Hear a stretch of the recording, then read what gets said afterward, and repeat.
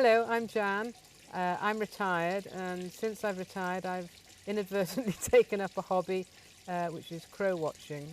About 8 or 9 years ago, a crow came into the garden, and he would come down after I'd put some seed out and some bread out for the little birds. And I started actually throwing bits of food to him and talking to him.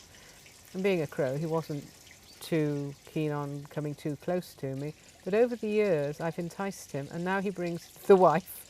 And so they have picnic in this garden almost constantly, and they talk to me and they demand to be fed, and very badly I do give in to the demand feeding because I just love to see them.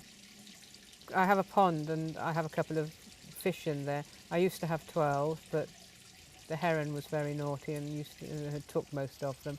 So I put bamboo across. When I'm not here and at night I cover the bamboo because the heron is a very early morning caller, far earlier than I am.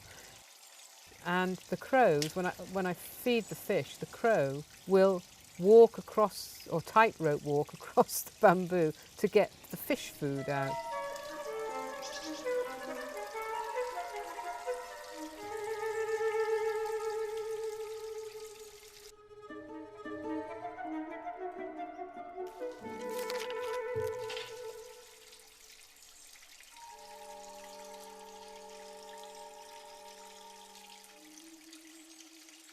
It's interesting because at different times of the year you see more of them or less of them. At egg time, they take turns in sitting on the eggs. So one will come down, feed, go back, and then the other one will come. Unfortunately, I don't know where their nest is. It's not very far from here because they are so quick to return. But I would like them to nest here, but I'm not sure that there's the right environment. When they're tiny, it could be like a D-Day in a Lincolnshire airfield here because they literally are zooming in, picking up food, zooming off again.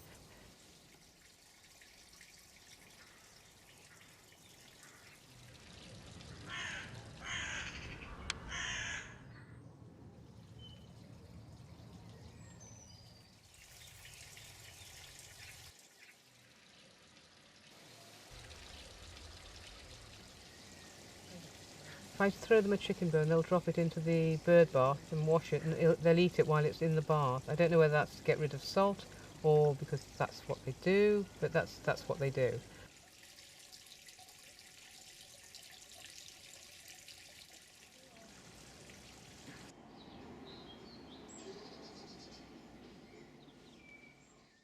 The parents can get very scraggy looking because they are so concentrating on feeding the babies that they don't actually preen and look after themselves, and they get very messy and their feathers come out.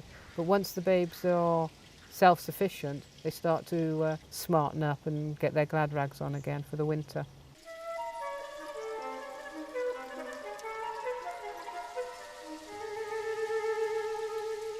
On very, very hot days, if I'm showering or watering the garden, and I'll hear this shout from behind me, shouting at me, he'll caw at me, and I turn around with the spray, and I have to shower him.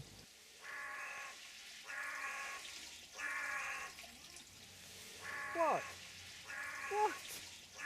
What? Okay, here you are then, here's a shower. And I have to stand there for as long as he likes, because I'm a slave to his every whim.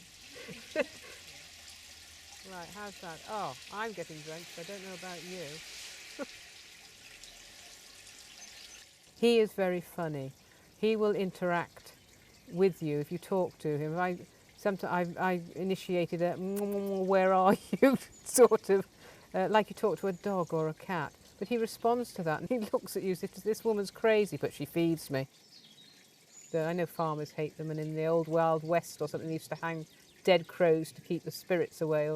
But I like them, and I like to watch them, and I'm not ashamed that I pamper to their every whim.